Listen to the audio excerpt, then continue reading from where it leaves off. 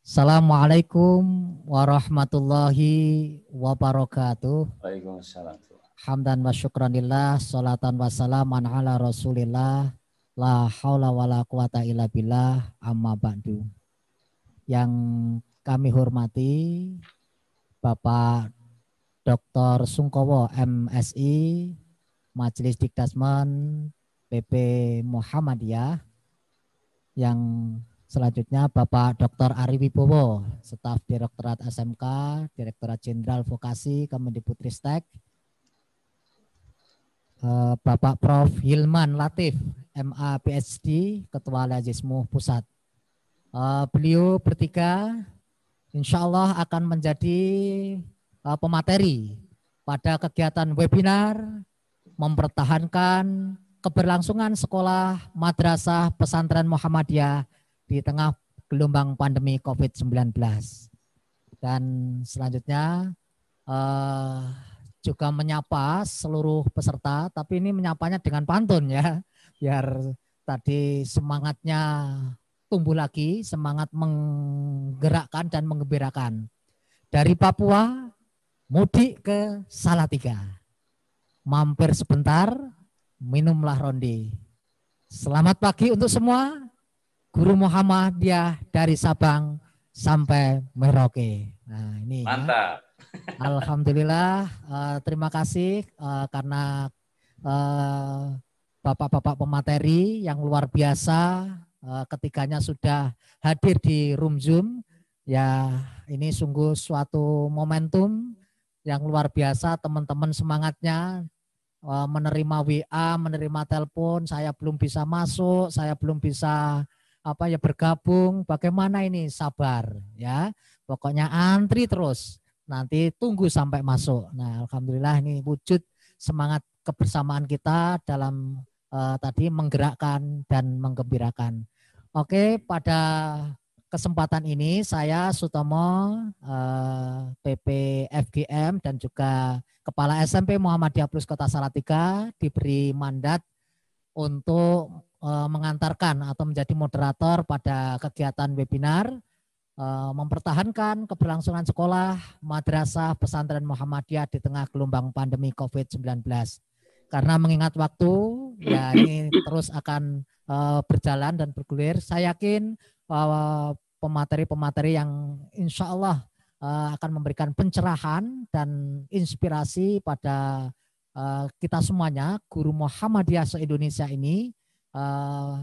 Langsung saja kami mohon nanti Bapak Sungkowo, Bapak Ari Wibowo, Prof. Hilman, ini kami mohon nanti 15 menit karena kita panelkan pada kegiatan webinar ini nanti 15 menit pemateri pertama, kedua Pak Ari Wibowo dan selanjutnya Pak Hilman ya, nanti 15 menit sehingga nanti kita lanjutkan dengan forum tanya jawab. Oleh karena itu mari kita mulai kepada beliau Bapak Dr. Sungkowo PP Majelis Dikdasmen PP Muhammadiyah untuk bisa berkenan mengawali sesi pertama pada kegiatan webinar ini. Monggo waktu dan tempat kami persilahkan. Terima kasih. Bismillahirrahmanirrahim. Assalamualaikum warahmatullahi wabarakatuh. Waalaikumsalam warahmatullahi wabarakatuh. Mas Tomo yang kami hormati, Mas Saiful. Siapa Pak? Sehat selalu. Dari Surabaya. Mas Ari, pejabat Direktorat, kalau saya mengatakan Deputy Director di Direktorat SMK yang saya hormati, saya banggakan. Profesor Hilman, Ketua Lazismu yang saya hormati. Pak Fahri, belum disapa nanti marah sama saya. Japri kok saya nggak disebut, dan juga teman-teman yang lain yang tidak bisa saya sebutkan satu persatu.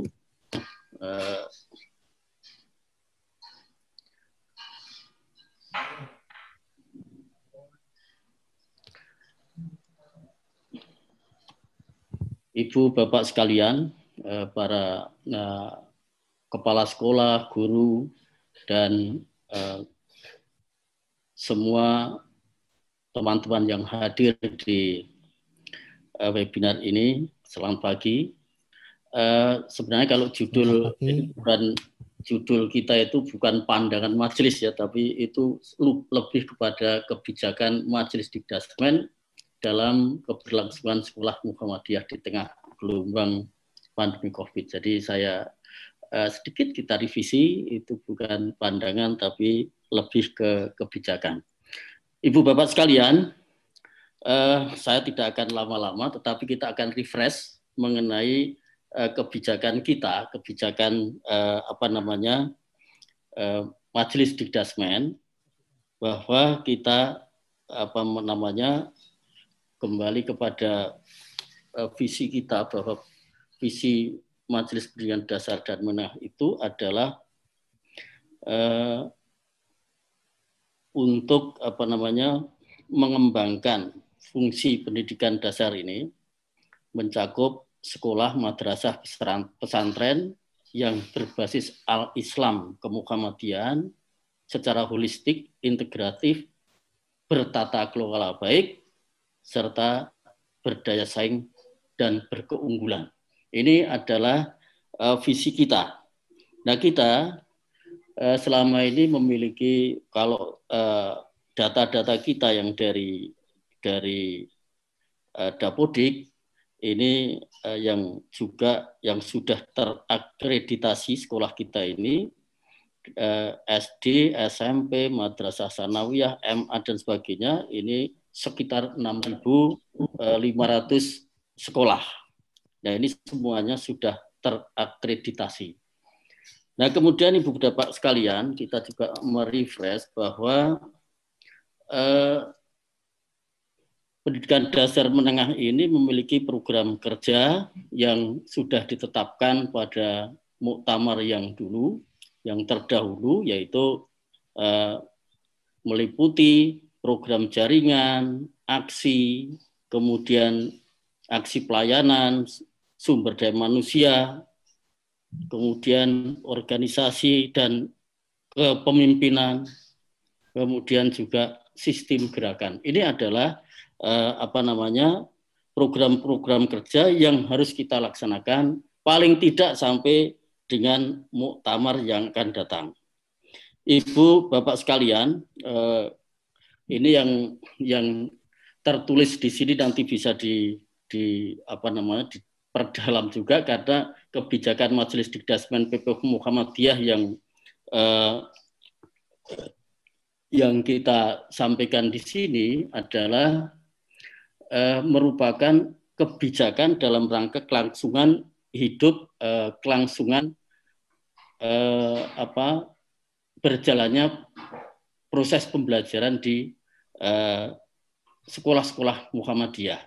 Jadi kalau kita lihat data tadi, data data yang ditunjukkan oleh gambar tadi, ini menunjukkan betapa jeleknya, langsung menaiknya dari bulan Juni sampai dengan bulan Juli itu, yang tadinya datar, sekarang sudah langsung naik ke atas. Nah, ini artinya apa? Artinya ini keberlangsungan dari sekolah-sekolah kita itu harus dimaknai, harus kita bijaksanai, menggunakan cara apa kita melakukan supaya sekolah-sekolah kita bisa berlangsung dengan baik. Lanjut. Ini adalah kalau yang ini ada yang meninggal sampai tadi disampaikan oleh Pak Ketum tadi, ini datanya. Jadi tadi sampai 70 sudah mengatakan 79.000 yang meninggal, tetapi ini baru belum update, tadi ini masih 77 sekian. Nah, Ibu Bapak sekalian, terus gimana hal yang kita harus lakukan masalah berkaitan dengan adanya pandemi ini, kita sudah membuat edaran. Edaran itu merupakan kebijakan. Dan edaran itu alhamdulillah masih ditandatangani oleh Profesor Baidowi almarhum. Jadi dikeluarkan pada bulan Januari yang lalu. Nah ini kebijakan edaran itu adalah mengatur. Silakan dilanjutkan ini. Lanjut. Terus lanjut lagi. Terus. Nah, ini kita memiliki edaran pada bulan Juni 2021 yang terakhir, bahwa edaran nomor 87 tahun 2021 itu adalah hasil dari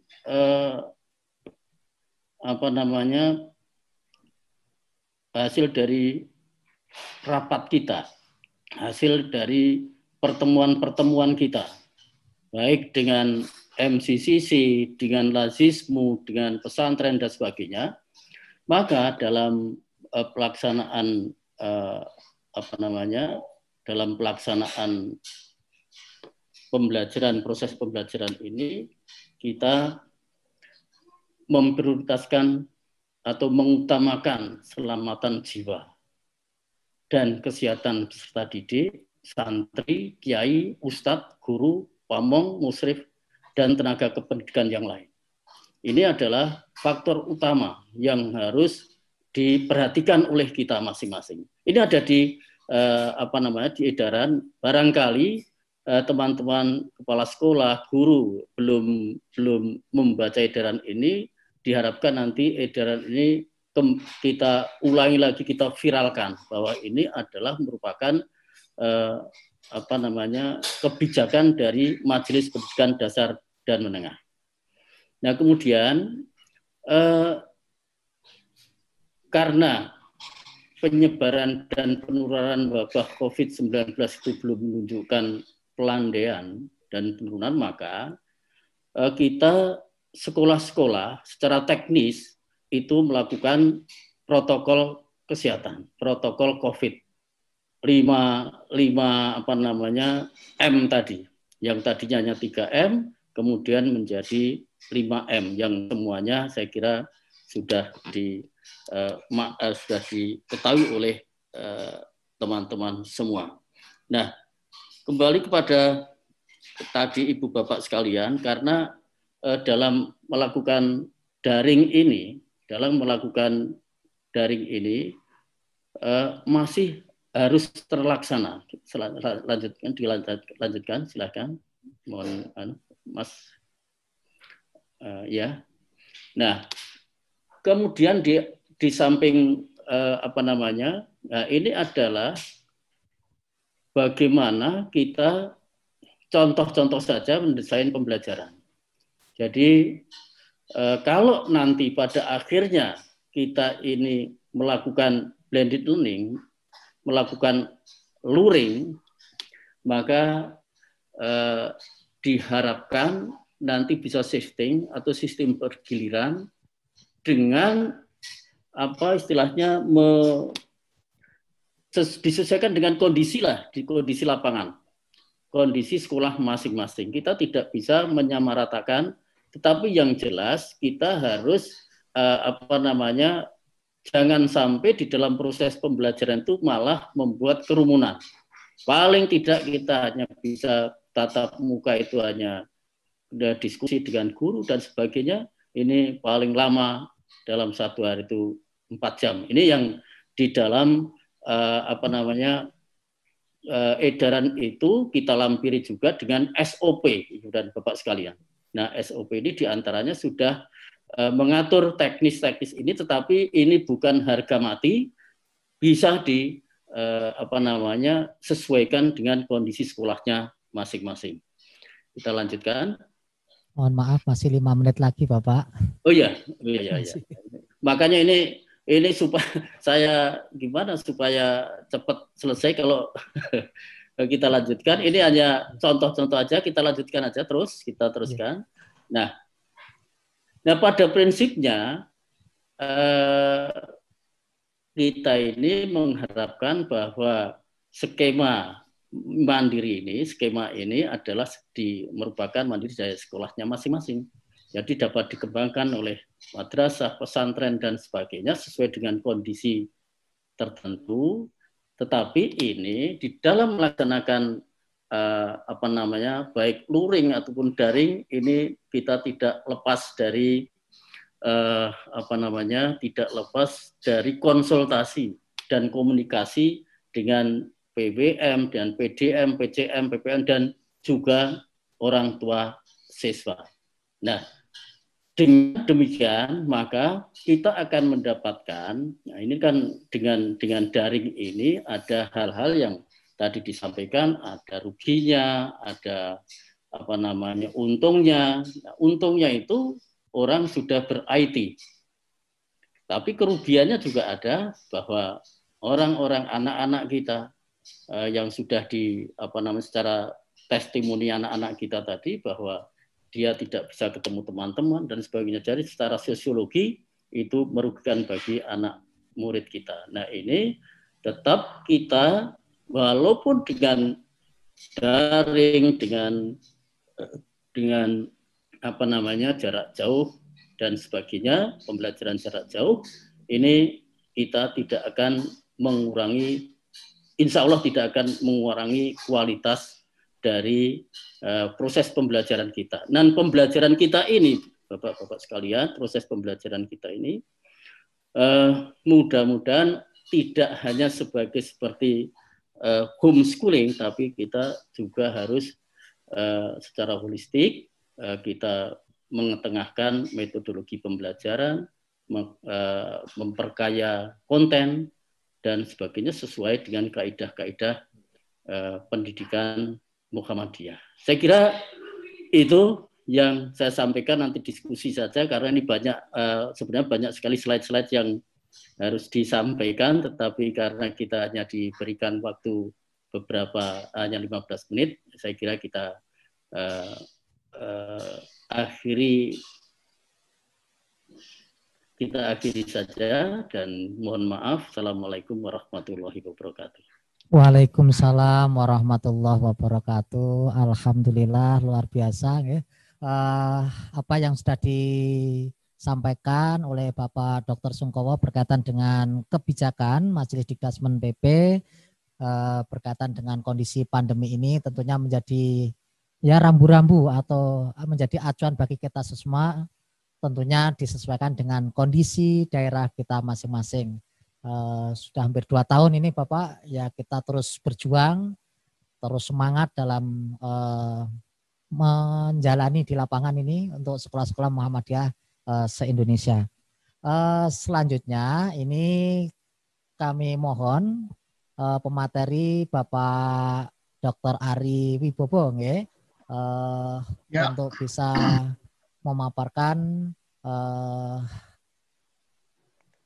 pada kesempatan webinar ini kepada teman-teman di seluruh Sabang sampai Merauke ini Pak Ari ya. Tentunya ya tunjukkan semangatmu guru Muhammadiyah ya. Kalau tadi walau gaji besar tetap semangat, itu kalau menyambung dari yel-yel kita tadi pagi gitu ya. Tentunya mohon ini dengan materi yang disampaikan oleh Ustadz Pak Ari Wibowo memantik kita untuk terus berkreasi dan berinovasi dalam pembelajaran di era pandemi. Mohon waktunya untuk 15 menit ke depan kami persilahkan Pak Ari. Ya, silakan. Baik, bismillahirrahmanirrahim. Dengaran ya suara saya ya? Ya. Baik ya. Assalamualaikum warahmatullahi wabarakatuh. Waalaikumsalam warahmatullahi wabarakatuh. Yang saya hormati Pak Fahri, Pak Stomo, Prof. Hilman, Bapak Dr. Sungkowo.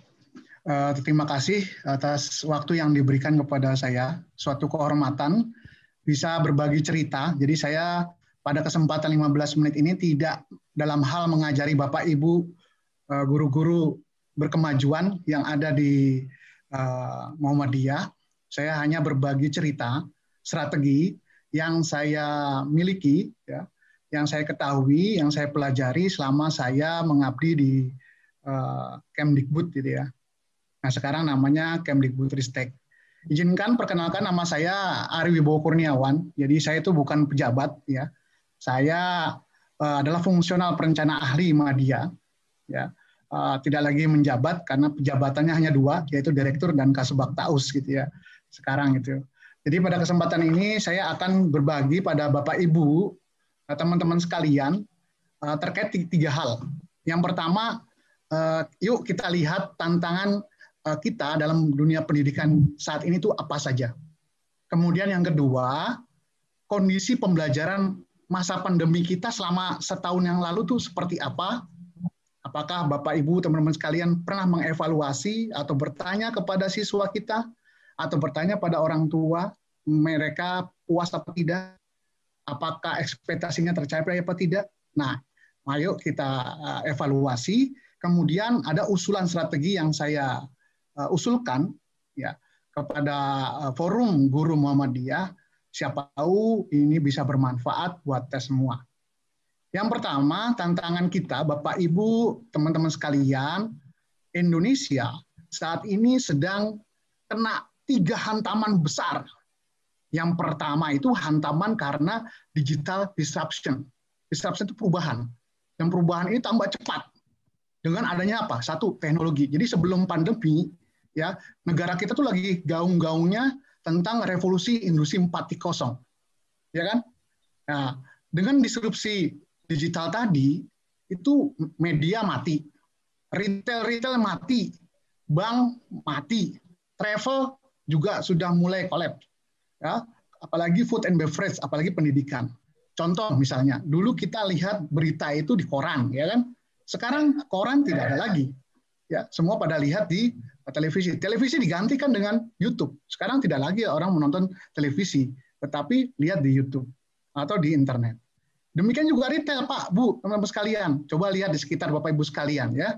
Dulu banyak warung-warung kelontong, sekarang mati.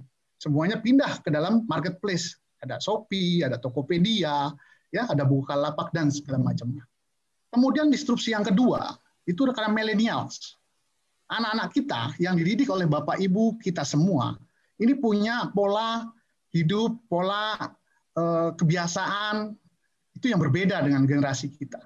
Mereka maunya misalnya rebahan gitu ya, pengennya lebih cepat gitu ya. Dan yang terakhir yang mematikan kita semua adalah pandemi. Pandemi ini merusak semua strategi. Ya, strateginya mau begini rusak, begitu rusak, apalagi pendidikan. Tadinya mau tatap muka, nggak jadi tatap muka. Mau sampai kapan pandemi? Ya, kalau di Indonesia mungkin bisa berlaku lama. Kenapa lama, Pak Ari? Karena masyarakat kita pendidikannya masih rendah. Jadi usaha untuk meyakinkan masyarakat terhadap bahaya pandemi ini butuh waktu yang lama. Sampai kapan, Pak Ari? Mungkin 2025. Negara lain Eropa cepat, ya, karena pendidikannya sudah bagus gitu ya. Oke, ancaman itu nyata, Pak, bukan cerita. Ya, bukan cerita 1001 malam. Contoh, ya, kenapa sih Pak Ari ngajak seperti ini? Iya, kenapa? Karena orang tua yang bersekolah di sekolah Muhammadiyah, siapa tahu bagian dari ini. Ada PHK lah, ya kan? Ada, lihat aja dengan adanya pandemi tadi, PHK, ada Giant tutup, kemudian Garuda juga rugi, ya, Hero tutup, semua yang besar itu mati semua. Dan ini lebih parah, krisis ini lebih parah daripada krisis 97, krisis moneter 97. Apa yang berubah, Pak Ari? Ada yang mati, ada yang hidup, ya. Ada yang contoh dalam bidang dalam bidang pertelevisian ya, ada newspaper udah nggak ada. Tapi ada yang baru, ya, misalnya ada voucher game, ada yang top up game dan segala macamnya. Kemudian apalagi, ya, ini ada yang tumbuh dan ada yang berkembang juga. Ya, di retail aja, ya, ada retail ya. Tadinya ada langsung selling store, tapi sekarang udah nggak lagi, semuanya pakai cashless ya. Nah, kemudian travel juga demikian ya. Sekarang dulu ada hotel, ada ticketing segala macam, sekarang udah berubah, semuanya pakai online. Dan itu nyata terjadi dan itu ada di kita. Kemudian dalam bidang finansial, dulu kita sering ke ATM atau sering ke bank, sekarang udah tidak lagi. Sekarang udah pakai misalnya menggunakan handphone jarak jauh. Kemudian juga dalam pasar uang ya, dulu kita masih menggunakan bank, sekarang ya sudah. Sekarang menggunakan ada cryptocurrency, ada Bitcoin dan segala macamnya. Dalam pendidikan Bapak Ibu, kita dulu ya senang dengan tatap muka, ya ujian nasional. Ya, sekarang udah nggak ada kan, sekarang blended learning terkenalnya, kemudian online course, kemudian self learning, ya, entrepreneurial curriculum, MOOC dan segala macamnya. Dan itu sudah berubah, ya, dan tambah cepat, ya, apalagi dalam dunia makanan, ya, minuman, ya, semuanya yang tadinya bisa kita temui di dalam secara fisik, sekarang udah pindah semua ke dalam internet. Dan ini semua hampir memukul semua sektor, ya. Ini saya ambil dari penelitian dari Enventure, ya. Dari properti juga demikian, ya. Kemudian energi, ya. Kemudian apa itu fenomena apa itu semua? Fenomena itu dikatakan sebagai VUCA. VUCA itu apa? Volatile, ya kan. Kemudian uncertainty dan complex dan ambiguous. Artinya semua masalah itu udah nggak kelihatan di mana ujungnya, di mana penyelesaiannya, bagaimana menyelesaikannya itu semakin rumit kalau kita urut-urutkan. Semuanya sudah semakin kacau balau. Inilah kondisi yang sedang kita alami saat ini. Ini yang di dalam dunia bisnis, dalam dunia internasional terkenal dengan VUCA. Semuanya nggak jelas, ya, nggak jelas. Ada strategi apa yang cocok, nggak ada yang jelas. Ya. Oleh karena itu, mari kita lihat kondisi pembelajaran kita. Jarak jauh kita, bagaimana pembelajaran kemarin? Oh, ternyata ada teknologi yang tidak pas, gitu ya, keterbatasan guru, ya kan? Kemudian ada sumber daya pemahaman TI yang belum maksimal, ada blank spot, relasi guru dan orang tua ini kurang harmonis misalnya. Nah, ini harus kita kita perbaiki. Dan apa hasil survei kita? Survei kita ternyata 58% responden, ya, dari guru, kepala sekolah, orang tua, peserta didik itu menyatakan bahwa PJJ itu tidak baik, ya. Ya. Kemudian yang sudah berjalan baik itu hanya 42% mengatakan bahwa itu baik, gitu ya. Pertanyaan kita adalah kalau memang tidak baik, apakah kita bisa langsung tatap muka? Tidak juga kan? Malah sekarang pandeminya makin tinggi. Nah, apa yang harus kita lakukan? Mari kita perbaiki sistem kita. Jangan lari, kemudian kita berusaha untuk mencari pembenaran terhadap itu. Tapi kita harus melakukan perbaikan. Nah, ini survei kita yang kita lakukan, ternyata ya kepuasan dari setiap ini berbeda, ya. Ada yang menyatakan kalau gaji guru ternyata ini nggak bagus PJJ. Kepala sekolah juga demikian, pengennya tetap muka, orang tua juga demikian. Tapi ya bagi anak-anak, ya peserta didik, ternyata anak-anak juga lebih baik. Dia menjawab lebih banyak baiknya, walaupun ya tidak baiknya lebih banyak. Dan ini Bapak Ibu dan sekalian, kita ketahui bahwa ternyata gedung megah kita, sekolah Muhammadiyah yang megah-megah itu akhirnya nggak kepake juga kan buat tatap muka kan. Nah, ini berarti ya kita harus merubah strategi besar kita. Tidak lagi invest pada infrastruktur yang cukup banyak, tetapi kita harus invest pada sistem, invest pada SDM. Harus sudah mulai demikian. Karena apa? Pandemi ini tidak mungkin, apa yang terjadi selama pandemi ini tidak mungkin kita tinggalkan. Pasti akan selalu melekat. Sampai kapan? Sampai yang akan datang. Ya, tidak akan kita bisa mundur lagi ke belakang. Tetapi kita harus perbaiki dan harus kita cari solusi terhadap semua. Dan ini terjadi. Ya, ketika tidak mampu kita mengelola ke sekolah kita, maka orang tua tidak mau bayar SPP. Ya kan? SPP nggak bayar, akhirnya apa? Sekolah tutup, sekolah Muhammadiyah. Sekolah Muhammadiyah tutup, ya guru-gurunya juga banyak yang PHK dan segala macamnya.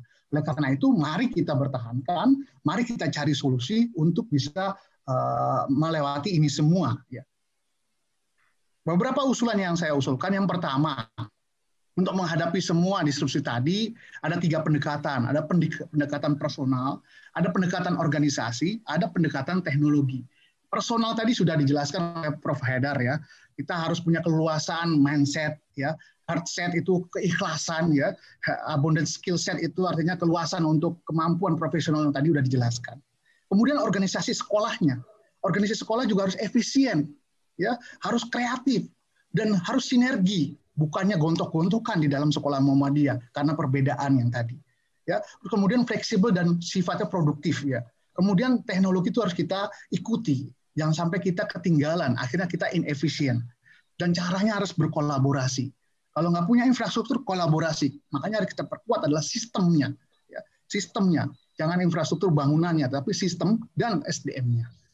Bapak Ibu sekalian, yang pertama ubah mindset strateginya, bahwa kita hidup pada present ya. Kita ada di kotak yang biru saat ini. Bapak Ibu, guru, teman-teman semua kita berada di yang biru ini. Yang kita lakukan ya, ilmu yang kita dapatkan adalah ilmu yang masa lalu, yang kita peroleh pada pembelajaran-pembelajaran masa lalu. Tetapi ya, yang hidup hari ini, yang kita ajari hari ini adalah yang akan masuk pada masa yang akan depan. Oleh karena itu kita harus mampu ya bisa mengetahui masa depan untuk kita ajarkan saat ini, sehingga anak-anak kita yang kita ajari ini sesuai dengan zamannya. Oleh karena itu ketika kita ajak berubah, biasanya ya itu organisasi lagi, itu, Pak Ari, mohon maaf. Organisasi itu sulit berubah karena apa? Ya karena di dalamnya tidak mau untuk bisa meninggalkan pola-pola masa lalu ya. Oke, dan yang kedua, lakukan perubahan walaupun kecil, walaupun 1%. Ingat, the law of 1% improvement.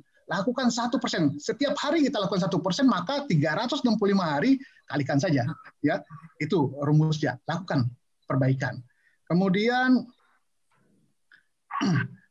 speed, artinya cepat ya, cepat belajar, cepat menguji coba.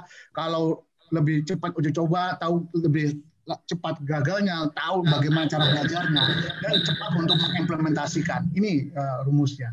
Kemudian siapkan kurikulum berbasis digital. Mau tidak mau, suka tidak suka ya, berdasarkan survei dari Inventura 2021 ya, 57% ya itu responden menginginkan sekolah yang memiliki kurikulum digital. Gitu. Walau dibandingkan dengan reputasi. Nah, ini artinya sudah ada arah ke sana. Oleh karena itu, sekolah Muhammadiyah, pesantren Muhammadiyah harus mulai bergerak ke arah sana. Dan ingat bahwa percepatan teknologi itu lebih eksponensial daripada perubahan organisasi yang slow. Ini menurut tadi saya cari berdasarkan pendapat dari Martek ya. Kemudian, Oke, Pak Ari, masih 3 menit ya. Yuk, ya. Ini kurikulum digital, ya, ini sudah banyak dibahas ya oleh Bapak Ibu guru. Saya skip aja. Permasalahannya bukan di platform, permasalahannya pada konten. Karena itu siapkanlah konten, ya saya cepat aja. Siapkanlah materi konten yang bervariasi, ya jangan cuma Zoom aja, ya, tapi siapkan semua, ya siapkan semua dengan berbagai macam variasi sehingga tidak membosankan ya. Kemudian yang terakhir, jangan dikerjakan sendiri ya, harus kolaborasi. Saya senang dengan adanya forum guru Muhammadiyah ini adalah forum untuk bisa saling berbagi ya. Sesama guru matematik, ayo kita kumpul, saling berbagi ya. Siapa yang bikin soal, siapa yang bikin materi, kemudian saling berbagi. Enggak masalah sama pembelajarannya, tetapi kan target yang kita tuju ini bisa diselesaikan dengan baik. Oleh karena itu, inilah beberapa tips atau strategi yang bisa saya sampaikan. Semoga bisa berkenan. Mohon maaf ini agak terburu-buru karena waktunya hanya 15 menit. Terima kasih. Assalamualaikum warahmatullahi wabarakatuh. Waalaikumsalam warahmatullahi wabarakatuh. Ini luar biasa menarik Pak Ari. Nanti ini memancing teman-teman nanti untuk bertanya gitu ya. Karena apa yang disampaikan oleh Pak Ari ini betul-betul ya yang abadi adalah perubahan ya Pak Ari ya. Maka kita harus siap dengan perubahan. Tadi yang dipaparkan itu luar biasa, nanti akan menjadi terobosan kita dalam melakukan.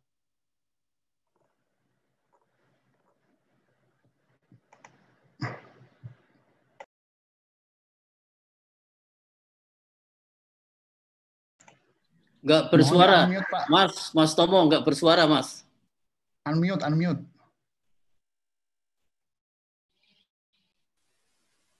Oke, sudah kedengaran Pak Ari, Pak Sungkowo? Sudah. Oke, terima kasih. Yang abadi adalah perubahan tadi ya Pak ya. Maka kita harus siap dengan perubahan yang terjadi dimanapun dan kapanpun. Nah, segera nanti Bapak Ibu siapkan pertanyaan yang terbaik dalam sesi tanya jawab nanti. Kita lanjutkan pemateri ketiga nih yang terakhir pada Bapak Prof. Hilman Latif, MA PhD ini. Mohon tadi sudah disampaikan kita kolaborasi ya, juga disinggung oleh kebijakan dari Majelis Detachment PP maupun Pak Ari tadi juga harus berkolaborasi, Muhammadiyah tidak sendiri. Tentunya dengan insya Allah lazismu untuk umat ini ya, nanti Prof. Hilman bisa memberikan pencerahan dan ini ditunggu 1.000 yang hadir ini mewakili karena kapasitas Zoom-nya 1.000 ya. Ini eksis konsisten masih 1.000 terus. Di YouTube juga ditayangkan. Mohon silakan 15 menit ke depan Bapak Prof. Hilman untuk memaparkan materi. Baik, terima kasih. Assalamualaikum warahmatullahi wabarakatuh. Pak moderator yang Waalaikumsalam warahmatullahi wabarakatuh. Pak Sungkowo, mudah-mudahan sehat. Kemudian Pak Ari. Terima kasih Bapak Ibu sekalian, para peserta seluruh Indonesia. Saya menambah ya apa yang disampaikan tadi berdua sebelumnya oleh Pak Sungkowo dan Pak Ari. Tapi perspektifnya memang kami sebagai Lajismu, kayak saya dimintanya sebagai Lajismu ya. Bagaimana sih saya ingin membangun satu ekosistem filantropi pendidikan sebetulnya yang saat ini mungkin sangat relevan ketika atau kita baru sadar saat-saat ketika menghadapi satu krisis semacam ini gitu ya, bahwa ke depan memang PR kita punya satu ekosistem filantropi khusus pendidikan, Pak. Yang kalau di Indonesia memang baru level perguruan tinggi dan itu pun baru beberapa saja yang punya semacam dana abadi pendidikan. Yang PDP sudah ada ya pemerintahnya dan itu juga sudah lumayan. Nah, bisakah kita di Persyarikatan Muhammadiyah juga berjalan ke arah sana? Saya sedang merumuskan dana abadi Muhammadiyah ya. Tapi kemudian ketika berbicara dengan bidang kesehatan dan bidang pendidikan nampaknya filantropi atau dana abadi Muhammadiyah itu harus kita terjemahkan konsepnya secara lebih praktis khusus dengan bidang-bidang tertentu khususnya kepada 3 aspek. 1, pendidikan, kesehatan, dan kemanusiaan gitu ya. Nah, ini profil Lajismu ya, saya jadi Lajismu sejak tahun 2015 dan alhamdulillah kita sudah melakukan 1, 2, 3, 4 ya 5 kali lah 6 kali raker NAS ya setiap tahun dan temanya kita adalah tentang development, tentang pengembangan, pembangunan ya, pembangunan berkelanjutan secara khusus dan nampaknya pendidikan ada bagian integral dari itu. Dalam konsep kami kita mengadopsi SDGs ya, dan dalam SDGs kita lihat tentu ada quality education, pendidikan yang berkualitas dan juga di dalam rekomendasi Muktamar Muhammadiyah itu juga ada satu klausul yang betul-betul menjadi pertimbangan Lajismu, rekomendasi Muhammadiyah yang bunyinya adalah membangun masyarakat ilmu. Jadi kita rujukannya adalah asnaf sebagai Lajismu, asnaf zakat ada 8 asnaf ya. Kemudian juga hasil Muktamar Muhammadiyah khususnya membangun masyarakat ilmu. Yang ketiga itu adalah tentang SDGs khususnya masalah nomor quality education itu nomor 3 kalau tidak salah ya. Jadi seperti itu Bapak Ibu sekalian. Nah ini Lajismu alhamdulillah sudah berkembang di berbagai provinsi dan ini harus kita tata terus ya di kalangan kita. Nah kalau kita lihat orang Muhammadiyah itu bagaimana sih pemahamannya tentang filantropi Islam, tentang zakat. Hasil survei kami Pak, ya survei kami itu Muhammadiyah itu sudah bagus ya, di atas rata-rata literasi zakat nasional. Ya.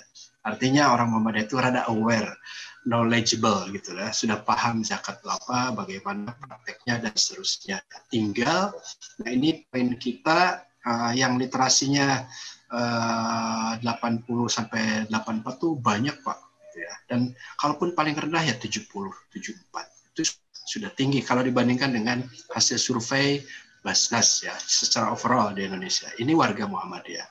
Nah, artinya kesadaran itu sedang meningkat. Yang kedua, lembaga-lembaga juga kantornya alhamdulillah saya memimpin Lajismu 2015 ada 120 yang tercerai-berai gitu ya. Klaim tapi yang aktifnya cuma puluhan. Nah, kita tata betul wilayahnya sampai kemudian 2016-2017 terdeteksi semua, tersertifikasi, ada pengesahannya dan seterusnya. Sekarang ada 1019 kantor. Jadi ini satu potensi buat kita semua di Persyarikatan Muhammadiyah, bahwa untuk membangun ekosistem filantropi di Muhammadiyah, khususnya ekosistem filantropi bidang pendidikan, itu sangat memungkinkan. Ya, jadi ini punya basis data yang saya buat survei. Saya 3 tahun ini kerjanya survei. Ya, saya sebetulnya ingin menyampaikan survei yang lain tentang COVID ini ya, situasinya, cuma waktunya pendek, mungkin lain kali. Oke, nah ini proyeksi kita 2020 sampai 2025. Nah, ini relevan yang disampaikan Pak Sungkowo, Pak Ari ya, digitalisasi filantropi. Nah, ini juga kaitannya nanti dengan di bidang pendidikan mau seperti apa sih? Ya. Kenapa? Karena pendidikan itu adalah salah satu pendidikan. Nah, ini pilar. Kita ada 6 pilar dan di sini saya tampilkan 2 saja ya. Ada 6 pilar, kita agak detail bidang pendidikan. Ya, ada pilar pendidikan di sini adalah tujuannya tersedianya akses yang merata terhadap pendidikan yang berkualitas untuk meningkatkan daya saing sumber daya manusia. Programnya apa saja? Nah, programnya mungkin dilihat yang di bawah ini, Bapak Ibu sekalian. Ada beberapa program ya. Ada yang disebut dengan beasiswa mentari. Targetnya per tahunnya untuk kantor saya sudah ada. Ini kantor kami ya. Beasiswa mentari itu untuk anak-anak SD Dikdasmen lah, dasar menengah, ya. SD, SMP, SMA. Beasiswa Sang Surya itu untuk kita juga bantu. Kemudian ada peduli guru, ya, rehabilitasi sekolah, Save Our School, khususnya sekolah-sekolah yang memang sangat parah gitu ya, sangat parah. Jadi kalau Anda mengembangkan naik 2 lantai, naik 3 lantai, baiknya jangan ke situ gitu ya. Saya itu Pak Ari tadi kan catatannya dan Pak Sungkowo bagaimana infrastruktur.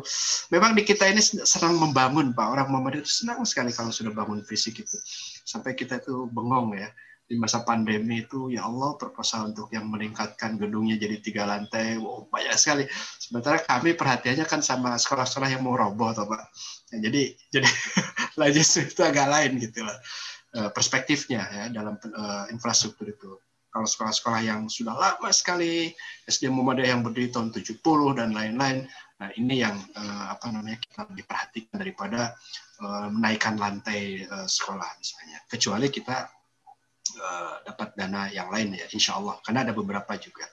Nah kemudian Muhammadiyah Scholarship Preparation Program ini sudah berjalan 3 kali, Pak. Nah, mungkin saya berpikir nanti guru ada juga, Pak, yang ikut ya. Ini nanti yang ngelola Majelis Dikti. Saya sudah menjalankan ini 4 tahun. Ya, dananya kami salurkan ke Majelis Dikti dan ini menyediakan kunci bagi para lulusan-lulusan S1 ya.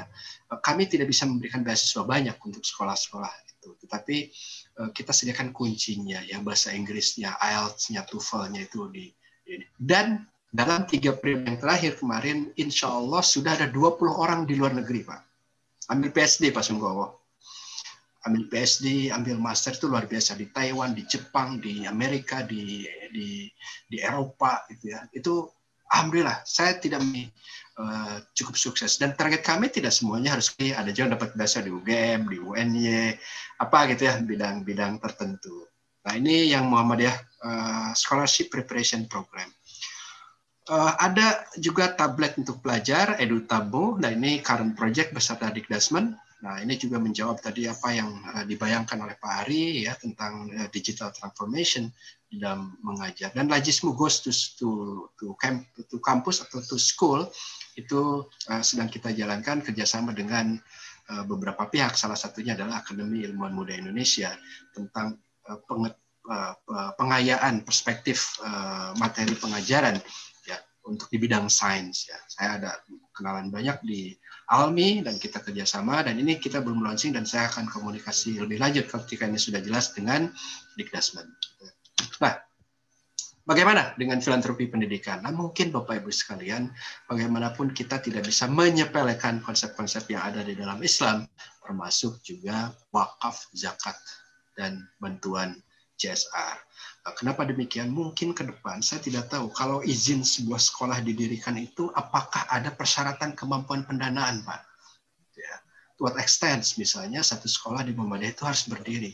Saya dulu berpikir begini, kalau sekolah, tapi memang ini harus berbeda dengan yang dulu. Kalau dulu kan memang perjuangan, Pak ya. Mendirikan sekolah itu ada tanah sedikit, kita dirikan, iuran, dan seterusnya. Mungkin ke depan juga konsepnya harus bisa diperkuat lagi, dalam pengertian kita tidak hanya jaga kuantitasnya, tapi justru yang penting saat ini adalah menjaga sustainabilitasnya atau keberlanjutan sebuah sekolah. Gitu ya. Misalnya kalau ada sekolah punya tanah katakanlah 500 meter atau 1000, maka kemudian bisa nggak ada topangan lahan wakaf oleh wilayah ditentukan ini 2 hektar untuk menopang sekolah ini operasionalnya. Ya. Mau dijadiin apa aja, mau jadikan kandang kambing, jadikan kebun, jadikan apa. Jadi kita sudah bisa, karena wilayah itu hampir semua punya tanah wakaf dan tidak terproduktifkan. Nah, jangan sampai perspektif tanah wakaf jadi sekolah lagi. Gitu. Ini yang berat, Pak. Gitu ya. Sekolah mah sudah yang ada saja, tetapi itu ditopang. Jadi kalau ada tanah wakaf apalagi pinggir ke daerah itu kan potensi.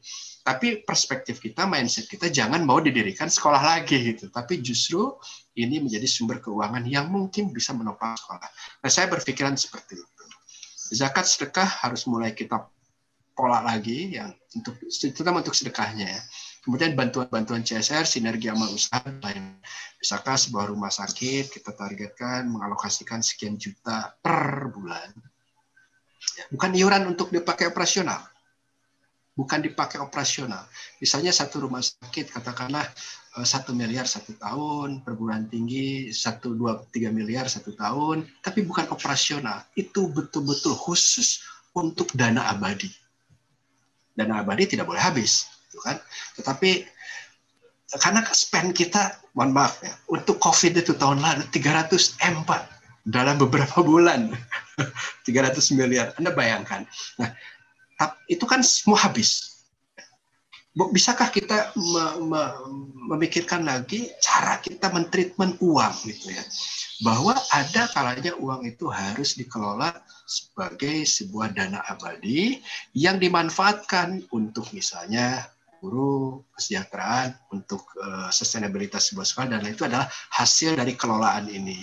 Artinya apa? Artinya dalam Muhammadiyah juga perlu orang yang memiliki kemampuan berusaha entrepreneurship yang kuat. Gitu. Ya, aku perusahaan apa dan lain-lain dengan dana abadi itu, ya, atau investasi macam-macam. Nah, jadi targetnya adalah keberlanjutan sekolah. Gitu ya. Nah, ini memang belum ada keputusan resmi tentang dana abadi, tapi saya berkali-kali 3 ke Pak Ketua Muhammadiyah, penting ya. Kita harus punya seperti LPDP gitu ya. Semacam gitu ya. Ya kalau Oxford, Harvard dan lain-lain kan Bapak Ibu sudah tahu.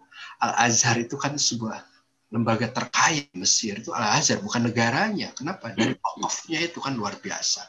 Yang itu nggak hilang sudah ribuan tahun, ya. Tapi yang dimanfaatkan adalah, jadi kalau teman-teman sekolah di Azhar gratis itu ya bukan gratis, gitu ya, itu wakafnya itu yang sudah ribuan tahun berjalan. Toko-toko pertokoan di pusat-pusat Azhar di Kairo itu kan sebagian itu punya Azhar, jadi sewakan ke orang dan seterusnya dan seterusnya. Nah, ini PR dari saya tentu saja ya, bukan Bapak Ibu. Tetapi tentu saja ini yang harus kita dukung bersama. Bagaimana sih ekosistem filantropi pendidikan itu kita bangun. Contoh lain Pak, setahu saya lagi Prof ya. Saya tidak tahu itu mahasiswa itu diambil nggak untuk dana kedikdasmen ya, berapa persen ya, atau bayar iuran dan seterusnya itu. Bisakah kita ada ngubah juga perspektif gitu ya, bahwa ada yang dipakai untuk dana operasional dan ada dana abadi. Kalau enggak, itu uang seberapapun akan habis. Kalau kita berapapun ya, mau triliunan, mau miliaran, pasti habis Pak untuk operasional. Tapi kalau kita coba dibangun dulu mindset, sisihkan untuk dana abadi, nah nanti dalam 3-4 tahun, ya saya membayangkan sih Muhammadiyah minimal 2 triliun lah Muhammadiyah itu pegang dalam beberapa tahun, setahunnya berarti 500 miliar, bisa terkejar gitu. Setahun 500 miliar kan 4 tahun Pak 2 triliun gitu. Nah itu atau dari 1 triliun bisa nggak dikelola oleh perusahaan apa dan seterusnya. Jadi kita ini perusahaan Muhammadiyah jalan sendiri, ini jalan sendiri, semuanya jalan sendiri gitu ya. ya aum-aum alhamdulillah yang besar-besar bisa bantu sekolah dan ini itu dalam situasi ini. Tapi kita belum sistematis. Sangat belum sistematis. Jadi saya kira itu beberapa program yang ada di Lajismo dan beasiswa Pak. Beasiswa kemarin kita mengadakan jatah kita 250 untuk kantor saya pusat ya. Periode semester kemarin itu 250 orang kuliah, 250 orang untuk anak-anak siswa. Yang daftarnya ya 1.700 gitu ya. Daftar 1.700 sampai bingung Pak Sungko. Gimana? Aduh ini Kang, ya gimana kita cuma segitu. Misalnya satu periode itu kan kita cuma 750 juta. Ya kalau bagi karena yang kuliah itu kan rata-rata 3 juta sampai 5 juta gitu kan untuk bantuannya. Ada juga kasus tertentu yang tidak bisa bayar duafa 4 semester masih izinkan kuliah tiba-tiba ditagih macam-macam. Nah ini nggak banyak, gitu. Nggak banyak. Dan kita betul-betul baru dari kontribusi dan infak sodako yang tidak terjaga keberlanjutannya. Nah, future project. Nah, bagaimana dengan ke depan? Insya Allah Lajismo dengan beberapa program itu dengan Dikdan coba melakukan transformasi teknologi dengan EduTabmu. Ya, Lajismo menandatangani MOU dengan Enuma. Enuma itu sebuah NGO di Amerika, tapi orang-orang Korea Selatan di situ, dan mereka sangat sukses dengan programnya di Tanzania dan di beberapa negara Afrika untuk akselerasi pendidikan. Future Learning Acceleration Project. Nah, kita waktu itu diskusi awal-awal dengan Dikdasmen ya disepakati, oke, untuk di daerah tertentu yang sulit terjangkau oleh internet dan sistem karena tidak perlu internet, cukup tabnya. Jadi insya Allah tahap 1 ini Lajismo sudah dalam proses pembelian 1.000 tablet untuk sekolah-sekolah Muhammadiyah. 1 tablet untuk 2 atau 3 orang saja, tapi sekolah-sekolah pilihan Pak, mohon maaf ya. Nah, tahun depan itu kan kita targetnya 5.000. Jadi kita akan ada semacam tes uji coba ini di saya lupa 2.000 siswa ya, 2.000 siswa di Jawa dulu. Awalnya dengan Sumatera, Kalimantan, tapi saya bilang untuk risetnya agak berat. Nah, kita perkuat dulu di Jawa, Lampung kayaknya masih masuk sih. Jawa Barat, Jawa Tengah, Jawa Timur, ada beberapa sekolah yang levelnya menengah, sekolah TK sampai SD kelas 2 siswanya. Nah, kita akan coba itu transformasi digital. Nah, dengan ini Bapak Ibu sekalian, alhamdulillah konsep yang kita tawarkan bantuan untuk guru tidak lagi fresh money seperti tahun sebelumnya. Tahun sebelumnya kan kita fresh Pak Sungkowo ya. Ya inilah uang apa istilahnya ya, simpatik gitu ya, dukungan ketika.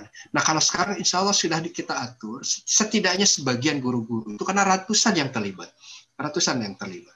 Itu per meeting dikasih insentif sekian gitu. Jadi intinya saya kira semakin terjaga. Nah, ini untuk 1.000 tablet insya Allah sudah dalam proses pembelian. Harusnya tanggal 15 kemarin itu launching gitu ya. Tapi ya kita tahu ada banyak peristiwa di Dikdasmen, ketuanya kita wafat, kemudian juga pas PSBB dan macam-macam, akhirnya kita undur dulu mungkin sampai awal Agustus. Kita akan launching bersama duta besar Korea, duta besar Korea di Indonesia, dari Dikdasmen, perusahaan-perusahaan. Kita ingin lihat bahwa Muhammad mampu melakukan transformasi teknologi, gitu ya. Nah, ini yang harus kita jual tanda petik kepada pihak luar, bahwa kita ini punya willingness lah, punya ketertarikan untuk transformasi teknologi berbasis digital, dan kita insya Allah berproses untuk itu. Nah, dengan ini mudah-mudahan bisa berjalan lancar dan mohon dukungannya. Ini program bersama Dikdasmen, PP Muhammadiyah dan PP Aisyah. Jadi kita berempat Pak, Lajismo, Dikdasmen PP Muhammadiyah, Dikdasmen PP Aisyah, dan Enuma. Nanti Bapak Ibu kalau tahu Enuma itu apa ya, silakan di Google ya. Nah, materinya seperti apa? Nah, ini Bapak Ibu sekalian sebelum saya tutup ya. Dulu saya itu ditawari, Mas Hilman, kalau mau khas gimana? Berani nggak menerjemahkan dari bahasa asing ke bahasa Indonesia, Lajismo yang investasi, termasuk juga mungkin ada konten-kontennya. Waktu itu modalnya minta 500 juta. 3 tahun lalu, saya nggak berani Pak. Saya belum berani waktu itu. Saya baru pelajarin. Tapi apa yang terjadi Pak? 2020 awal saya habis dari Afrika Selatan mampir ke Singapura, bertemu dengan Enuma di Singapura, mereka datangnya di Singapura, tidak jadi ke Jakarta. Dan saya ketemu dengan pengusaha Singapura, kita masih ragu mau berani apa enggak. Pengusaha Singapurnya bilang, baik katanya, saya danai untuk mengindonesiakannya. Coba di sana seperti itu, dan dengan Kemendikbud saya kira diterjemahkannya dengan Kemendikbud ya waktu itu, Ibu Direktur pendidikan dasar, direktur apa siapa ya, saya lupa ya, tapi pokoknya orang Kemendikbud di Indonesia kan. Jadi standar kementerian itu sudah oke, mungkin yang kurang adalah nuansa kemuhammadiyaan, dan saya kira itu tahap berikutnya. Nah, karena itu kalau misalnya melakukan inovasi pendidikan, dan memang keberanian kita berinvestasi. Nah, Bapak Ibu sekalian, penutup dari saya menyetujui sekali disampaikan Pak Ari dan Pak Sungkowo bahwa investasi yang harus kita keluarkan di masa pandemi ini, menurut saya ya, janganlah kita itu naikin dulu tingkat bendungnya apa gitu. Ini sedang agak berat gitu secara finansial untuk itu. Nah, kita dorong investasi ke SDM maupun ke sarana teknologi yang saya kira itu. Terima kasih. Bila terkuada. Assalamualaikum warahmatullahi wabarakatuh. Waalaikumsalam warahmatullahi wabarakatuh. Terima kasih Prof. Hilman. Tentunya dari sekian yang dipaparkan ini, karena saya juga pelaku, ya, saya melaksanakan filantropi dan kami laksanakan kantor layanan di sekolah Muhammadiyah, di sekolah kami. Dan juga tentunya saya juga pernah di Layismu dari 2007 sampai 2010. Nah, ini luar biasa perkembangannya Layismu sebagaimana yang dipaparkan oleh Prof. Hilman itu. Ini Bapak Ibu semuanya, mentari surya di pagi hari, hangat di kulit tuan dan nyonya.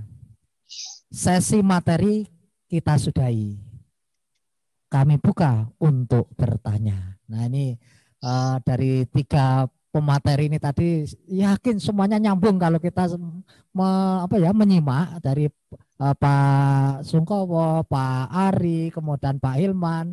Ya, sebuah rentetan ya ekosistem terakhir tadi yang disampaikan oleh Prof. Hilman. Untuk itu silahkan teman-teman dari Sabang sampai Merauke, apabila bertanya langsung kode raise hand ya, nama sekolahnya, nama asalnya, kemudian pertanyaan ditujukan kepada siapa. Silakan kami buka sesi pertama untuk bisa bertanya.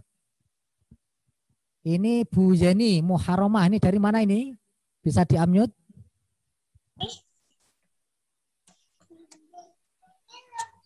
Assalamualaikum warahmatullahi wabarakatuh. Bisa masuk, Pak? Warahmatullahi wabarakatuh. Videonya bisa dihidupkan, Bu? Videonya? Ini sudah. Ya? Ini sudah hidup.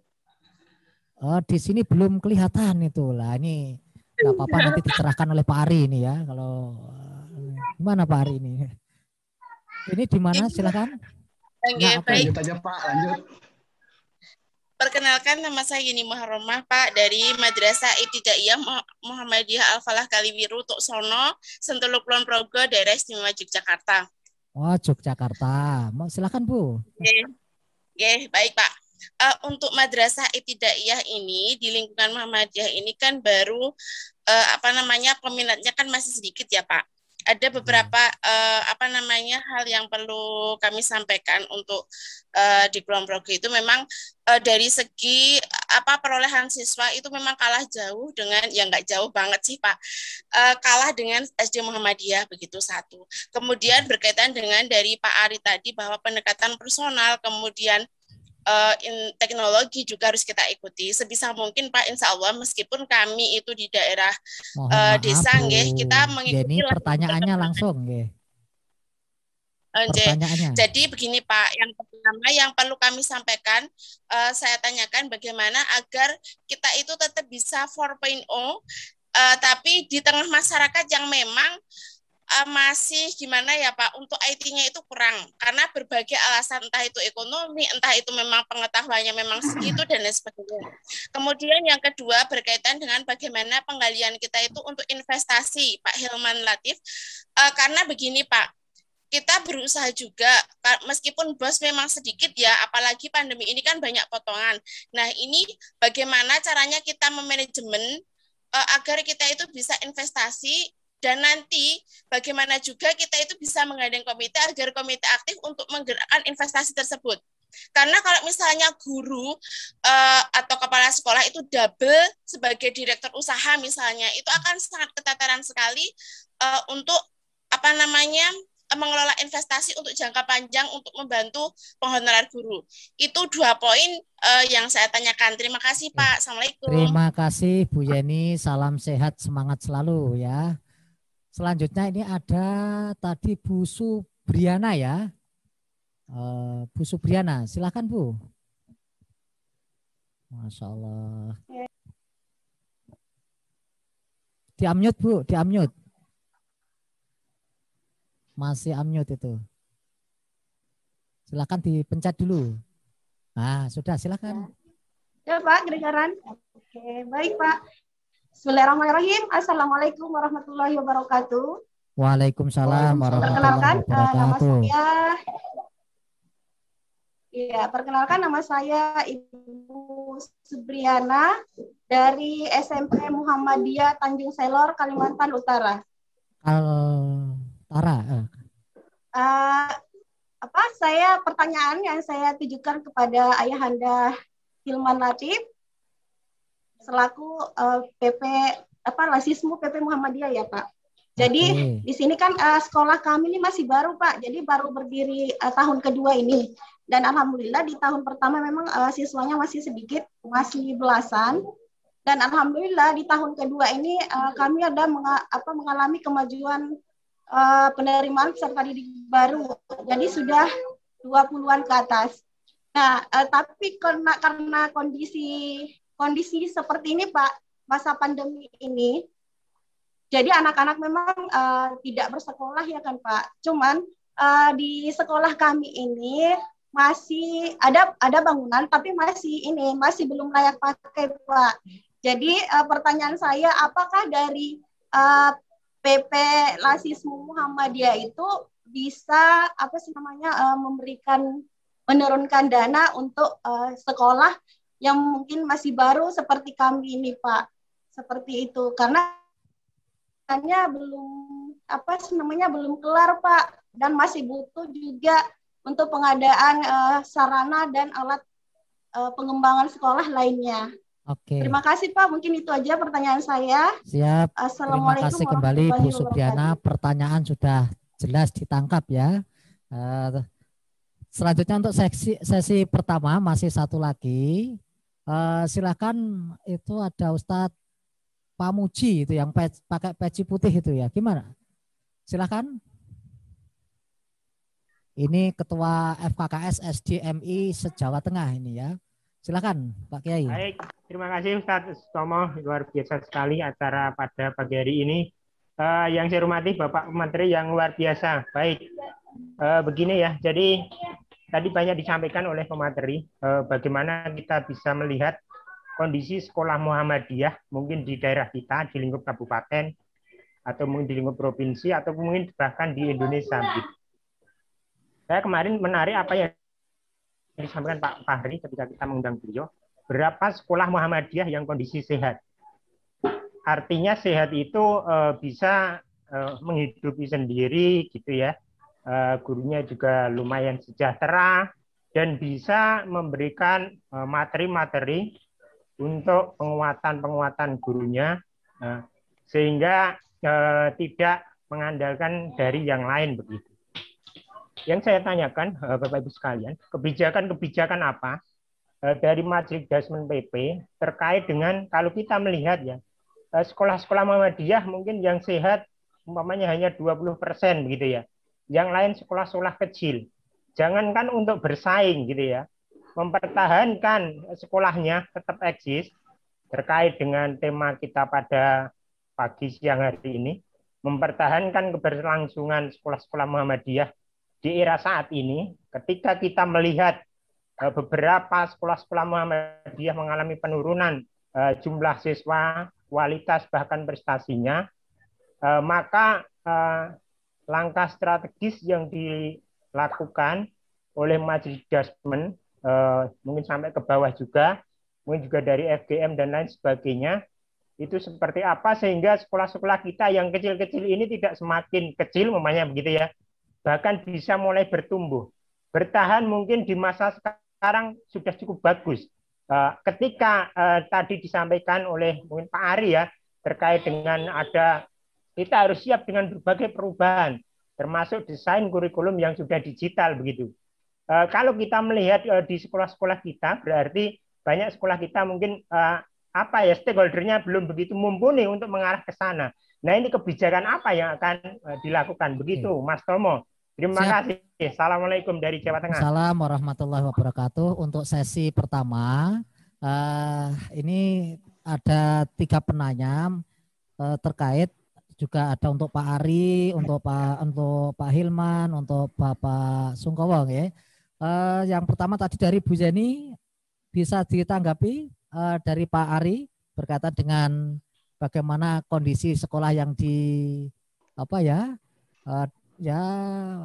desa, kemudian SDM-nya terbatas, dan untuk Prof Hilman tadi juga untuk berkaitan dengan bagaimana menggerakkan investasinya.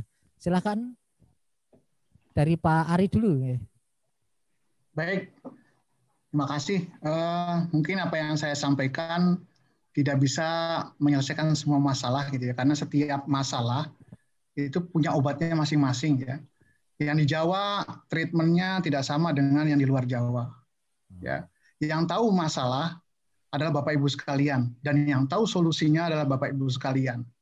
Nah, kita ingin memberikan sebuah pandangan bahwa dengan resource sharing, artinya berbagi, berkolaborasi dengan dengan sekolah yang lain dalam satu kota atau satu provinsi, saling berbagi material kurikulum, saling berbagi material bank soal, atau berbagi metode-metode itu sangat memudahkan nantinya menjadi solusi. Ya, tadi terkait dengan Bu Yeni bahwa ternyata IT di sana belum ada segala macamnya. Kira-kira menurut Bu Yeni solusi apa yang terbaik? Apakah cetak kemudian dibagikan, kemudian nanti ada sistem tes, kemudian ada, ataukah bisa tatap muka? Lakukan bertahap. Jadi perubahan untuk bisa IT itu bertahap. Tetapi semua bergerak. Jangan sampai Muhammadiyah ini sibuk mencari bantuan sana sini untuk membangun fisik. Kemudian fisik yang udah megah saat ini nggak kepake. Ini kita belajar bahwa ternyata fisik yang megah, yang kita timbun, yang kita cari ternyata tidak kepake. Setahun ini terbukti. Makanya saya dukung tadi, sekarang saatnya berubah, ambil arah, ganti arah, kembangkan sistem. Sistem itu tidak harus IT. Sistem bisa sistem yang mulai low sampai yang IT. Bahkan syukur kita punya cloud. Muhammadiyah itu punya satu cloud dan bisa dipakai. Bahkan syukur apabila pembelajaran dari Sabang sampai Merauke untuk misalnya matematika sama semua. Sudah ada yang bikin, sudah ada yang mengajarin, tinggal Bapak Ibu pendampingan. Kan keren, Pak. Nggak setiap sekolah bikin sendiri-sendiri. Tidak. Itulah manfaat kita bergabung, bersatu, saling resource sharing. Oke, tadi Ibu ada yang di daerah sesama Madrasah Ibtidaiyah. Ayo kumpul, Madrasah Ibtidaiyah seluruh Indonesia yang bagus, bikin materi yang bagus. Nah, yang ada di Jawa kemudian diajarin di luar Jawa. Sehingga disparitas antar wilayah itu selesai masalahnya. Kita ini tantangannya itu selain orang tua nggak punya duit, juga guru kita disparitasnya tinggi. Ada yang pinter-pinter banget, ada yang low banget gitu loh. Nah, gimana caranya? Ya kita berbagi, yang pinter ngasih yang sehingga semua pinter semua. Itu selesai dengan sistem, Pak. Nggak bisa kita masing-masing sendiri-sendiri, nggak bisa.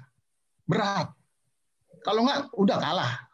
Makanya kita ketahuan bahwa pas pandemi ini, ya orang tua nggak mau bayar SPP. Kenapa? Loh, apa yang didapat orang tua? Coba kalau ada sesuatu yang bisa dipegang oleh tua, apakah itu sistem, apakah itu modul, buku, kemudian ada layanan-layanan yang itu orang tua, oh iya saya harus bayar. Ini udah dikeluarkan oleh sekolah Muhammadiyah. Nah, investasinya ke sistem, investasinya ke SDM. SDM itu ya guru. Ya. Bangunan oke, kita agak rem dikit, tapi buat itu. Kalau ada yang canggih lagi, naikin lagi ke level. Syukur-syukur kita punya satelit sendiri. Siapa tahu Prof. Hilmar bisa beli satelit Muhammadiyah. Jadi nggak usah pakai kuota-kuotaan. Kita pakai sistem sendiri. Masa nggak bisa? Duit banyak gitu loh. Beli satelit emang nggak bisa? Bisa kita. Mau nggak? Itu aja masalahnya. Amin. Orang pintar di Muhammadiyah banyak. Tapi mau nggak dipakai? Karena kita gontok-gontokan sendiri. Nggak mau kolaborasi. Berat. Kita tuh selesai dengan beli satelit satu, udah beres. Dari ujung sana sampai ujung sana, selesai. Ya kan? Tinggal di-relay di sekolah Muhammadiyahnya, di-relay. Ada Pak, bisa. Ayo, banyak teknologinya. Cuman nggak maunya beli yang pulsa, ya habis duitnya. Ya, jadi itu maksud saya adalah ya kalau nggak bisa IT, oke, bertahap. Karena merubah menjadi IT semua, ya tidak bisa karena kemampuan guru beda-beda. Ada yang larinya cepat, ada yang enggak. Tetapi saling berbagi Pak. Ayo, MI yang jagoan ngasih bantuan ke MI yang masih harus berjuang. Dengan berbagi modul, berbagi pembelajaran, ya, itu yang penting. Nah, siapa yang bisa motorin? Nggak mungkin PP Muhammadiyah pusat, nggak bisa. Karena apa? Kebijakan adanya di wilayah. Iya nggak? Di daerah. Ayo diketuk itu. DPW-nya, DPD-nya, DPP-nya, rantingnya, ketuk pintunya. Ayo. Gitu loh. Gerak bareng-bareng. Ya, gitu. Mungkin itu dari saya, Pak. Terima kasih Pak Ari, mencerahkan sekali ini ya untuk kami keluarga besar Guru Muhammadiyah se-Indonesia. Monggo selanjutnya Pak Prof. Hilman untuk bisa menjawab atau menanggapi. Di-unmute Prof. Baik, ada beberapa pertanyaan ya, termasuk juga yang tertulis di chat. Yang pertama adalah tentang saya ingin merespons tadi ya. Nah, bagi sekolah-sekolah rintisan ya, sekolah-sekolah rintisan yang sedang baru berdiri dan secara infrastruktur memang masih belum standar lah ya. Nah, mungkin monggo saja diajukan, kita coba bantu mencarikan dana ya, termasuk juga mencarikan mitra-mitra yang bisa membantu ke sekolah-sekolah itu. Ya. Jadi insya Allah Lajismo prinsipnya terbuka ya kepada semua elemen termasuk di sekolah-sekolah Muhammadiyah. Dan saat ini juga kami dapat, memang banyak yang belum tahu. Jadi kalau untuk usulan ke Lajismo, nanti sebetulnya tidak perlu kontak saya ya. Nanti diusulkan, saya itu paling butuh diberitahu saja ya, diberitahu. Jadi proposalnya jangan dikirim ke saya. Jadi banyak sekali yang ngirim ke saya gitu ya. Sebenarnya ada sistem ya. Jadi kalau kirim ke saya tidak tercatat di sistem dan dalam prosesnya juga menjadi lebih lama. Tapi dikirim secara resmi, paling kemudian dinotifikasi bahwa kami sudah mengirimkan proposal untuk A, B, C, D, kira-kira begitu. Nah, yang kedua, karena posisinya ini Lajismo dan secara dana itu memang terbatas gitu lah. Karena kami untuk fisik itu kan memang sangat terbatas ya. Bantuannya itu kecil sekali kalau dari Lajismo. Kecuali kami mendapatkan mitra-mitra ya. Sekarang insya Allah sudah kita ada beberapa mitra ya. Lajismo saat ini dapatlah beberapa suntikan dari mitra gitu. Cukup besar ya, ada 10 miliar masuk ke kami, tapi akan masuk ke kami, tapi kemarin nampaknya kebijakannya karena situasi COVID ini menstandarisasi beberapa ya rumah sakit, dan ada sekolahnya kalau tidak salah ada sekitar 5 apa 7 ya yang coba kita bantu juga. Nah, jadi monggo Bapak Ibu sekalian, mudah-mudahan kami bisa mengajukan akselerasi pendanaannya ke beberapa pihak yang relevan. Nah, kemudian untuk beasiswa dan lain-lain silakan kita per semester ada gitu ya. Untuk kalau guru-guru berarti beasiswa mentari ya, beasiswa mentari. Untuk siswa-siswa di SD, biasanya konsepnya adalah bantuan sebetulnya ya. Beasiswa di SD itu kita lihat beberapa dari kalangan yang kurang mampu, misalnya katakan dulu sih 2 tahun lalu mengajukannya sih sampai ratusan ya sekolah-sekolah itu. Sekarang saya batasi 25 orang ya. Karena ada sekolah yang dapatnya banyak gitu, tapi ada juga yang nggak kebagian. Jadi saya batasi 25 sampai 30 orang gitu ya. Tetapi itu dananya masuknya ke sekolah ya. Jadi kita hitungannya adalah misalnya satu siswa dapat subsidi 1 juta rupiah. Ya, ada 30 siswa, jadi subsidinya itu masuk ke sekolahnya ya, sebagai biaya operasional berdasarkan dari siswa yang ada yang diusulkan by name gitu ya.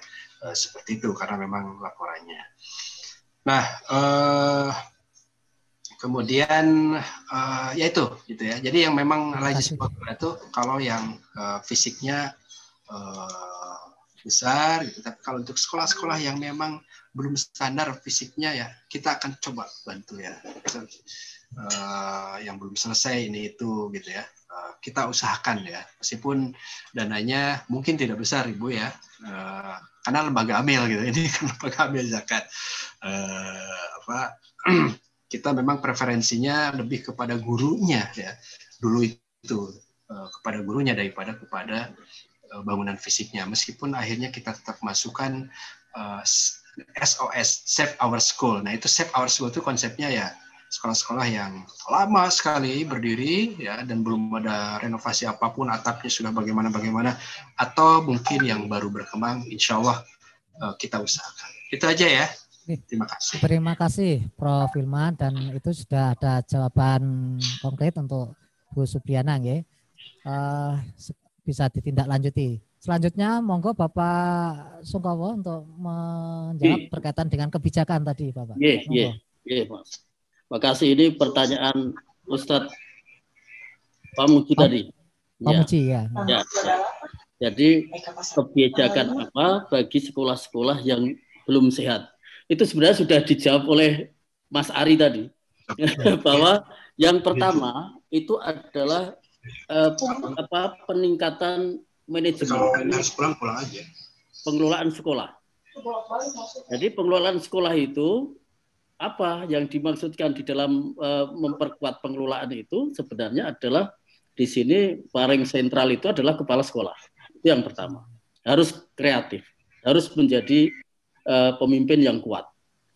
Yang kedua itu adalah kolaborasi yang disampaikan oleh Mas Ari tadi. Jadi kita jangan merasa bahwa sekolah yang enggak siap itu sendiri, tidak mempunyai siapa-siapa. Sekolah itu kan memiliki PDM, memiliki cabang, PCM, memiliki daerah, memiliki PWM, dan di situ juga ada majelis dikdasmennya. Namun majelis dikdasmen itu ada yang kuat, ada yang diberi kekuatan, ada yang tidak kan gitu.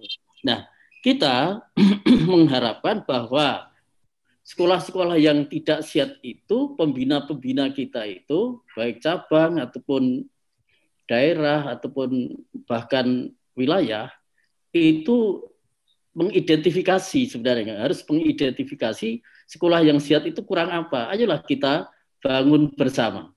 Kita kolaborasi apanya yang harus diangkat gitu. Nah, kemudian kita paling tidak itu kita menawarkan menu keunggulan. Sekolah itu walaupun betapa kecilnya, itu kita harus mempunyai keunggulan di sekolah itu. Jangan kita merasa kecil terus kita tidak mempunyai keunggulan apa-apa. Nah, kemudian Ibu Bapak sekalian, Majelis Dikdasmen itu memiliki amal usaha yang namanya Edumu. Itu sebuah aplikasi digital yang membantu sekolah-sekolah, dan ini tidak terlalu tidak terlalu business oriented. Jadi itu bisa dihubungi kepada beliau dalam hal aplikasi itu bisa membantu yang berkaitan dengan kurikulum, pembelajaran dan sebagainya. Nah, ini yang nantinya ini merupakan menjadi peningkatan dari manajemen. Intinya bahwa dalam menangani sekolah yang enggak sehat itu ya pertama memang wah ini keuangannya enggak ada karena muridnya sedikit. Tidak seperti itu. Kalau kita ini berkolaborasi yang baik, maka apapun bisa terjadi. Contoh ini misalnya, ada sekolah yang baru dirintis oleh Mas Ali Surakarta itu. Dia mengatakan berapapun muridnya yang mendaftar, misalnya 3, 4, 5 harus jalan. Bahwa itu nanti masih belum memang sekolah-sekolah baru itu masih harus nombok lah gitu. Nah, ini adalah contoh-contoh bahwa kita apalagi yang sudah lama dan sudah memiliki siswa-siswa yang lebih banyak dari yang saya katakan tadi. Jadi intinya adalah memperkuat manajemen, memperkuat kolaborasi, memperkuat pembinaan dari PWM, PDM, PCM dan memperkuat Majelis Dikdasmen. Siapa yang memperkuat? Ya kita berikan kewenangan dari perserikatan itu memberi kewenangan kepada majelis-majelis Dikdasmen itu. Terima kasih. Sampun, Mas. Dikdasmen PP, insya Allah ya kita akan terus tadi kolaborasi, komunikasi dan bersama-sama untuk berkaitan dengan keberlangsungan sekolah madrasah pesantren Muhammadiyah. Ini saya buka sesi yang kedua ini ya. Ini dari Merauke, dari Sorong ini ya, Pak Muhammad Samas. Silakan Bapak. Nah, ini luar biasa ini. Baik, terima kasih Pak Tomo, Pak Sungkowo, Pak Prof. Hilman, dan Pak Ari, serta saudaraku semuanya. Assalamualaikum warahmatullahi wabarakatuh. Waalaikumsalam warahmatullahi wabarakatuh. Tadi sempat keluar sebentar karena sholat zuhur di Papua ya waktunya. Baik, senang sekali mendengar mulai dari, saya nyimak dari awal ya. Kaitannya dengan sekolah saya Muhammad Sanmas, Muhammad Sanmas dari Dikdasmen PWM, sekalian merangkap di Dikdasmen di Kota Sorong. Saya ASN, pengawas SMA di Dinas Pendidikan Provinsi Papua Barat. Sekarang lagi ikut pelatih untuk sekolah penggerak, insya Allah mudah-mudahan lulus. Amin, amin, amin. Kondisi sekolah di Papua Barat khususnya, dari 13 kabupaten kota ini kan tidak semua kabupaten itu ada sekolah. Paling tidak ada sekitar 6 kabupaten kota yang ada sekolah Muhammadiyah. Dan lebih banyak terpusat di Sorong Raya. Ada sekolah yang sudah dari tahun 78 ada. Ya. Kondisinya kaitan musim pandemi ini, itu kalau Pak Hari tadi mengkategori 3 sekolah, itu di Papua Barat ini cenderung kepada sekolah yang untuk kaitannya dengan siswa ini, siswa baru, itu cenderung pada yang bisa bertahan dan yang menurun. Salah satu sekolah yang lama dan menurun siswanya itu SMA Muhammadiyah Alamin. Ini sekolah dari 78, tapi sekolah ini dari semangat kepala sekolah dan guru-gurunya luar biasa, dan terpilih menjadi satu-satunya sekolah Muhammadiyah yang masuk sebagai sekolah penggerak untuk tahun angkatan pertama di tahun 2001 ini. Ini perlu disupport. Alhamdulillah sekolah lama yang hampir roboh itu dengan kerja keras lewat ngutang sana sini kita sudah bikin sekolah di lokasi baru yang luas, tapi masih baru lantai 1. Alhamdulillah sudah pindah, hanya aksesnya jauh dari masyarakat, makanya siswanya sangat merosot menurun. Ini kalau kaitannya dengan sosialisasi kemampuan IT saja, saya pikir sekolah dan kepala sekolahnya itu sudah luar biasa. Karena luar biasa makanya terpilih menjadi sekolah penggerak itu. Hanya masyarakat kalau di Papua itu paling tidak melihat, orang lebih banyak melihat fisiknya dulu. Makanya mungkin kalau sekolah sementara yang ada, insya Allah kami tetap bisa bertahan. Tapi mungkin kaitannya dengan ini, mungkin yang untuk dalam rangka untuk menarik siswa ini, kami ingin punya misalnya mobil. Paling tidak, Bapak Samas. Ya. Pertanyaannya langsung. Ya, maksudnya ada saran. Tadi penjelasan Prof. Hilman dan teman-teman tadi, maksudnya kalau bisa kami dibantu, maksudnya kalau tidak bisa diberikan, bisa nyicil begitu untuk punya paling tidak punya kendaraan lah. Dalam rangka untuk mendatangi siswa dari guru, satu-satu siswa didatangi. Dalam rangka untuk siswa, kalau siswa sekolah sistemnya bagus, guru-gurunya baik, tapi siswanya tidak ada kan percuma juga. Apalagi kita di Papua ini kesulitan kader. Makanya sekolah ini sebenarnya kan sangat efektif untuk menambah kader. Untuk itu tolong kami difasilitasi. Ya. Paling tidak, ya syukur-syukur kalau punya bisa laboratorium multimedia IT. Saya paling tidak mobil, misalnya mobil minibus semacam ELF begitu, tolong kami difasilitasi supaya sekolah ini bisa dikenal karena aksesnya di sekolah lahan yang baru ini agak jauh dari lokasi keramaian sehingga muridnya sangat jauh merosot. Sayang kalau jadi sekolah penggerak terus muridnya tidak ada.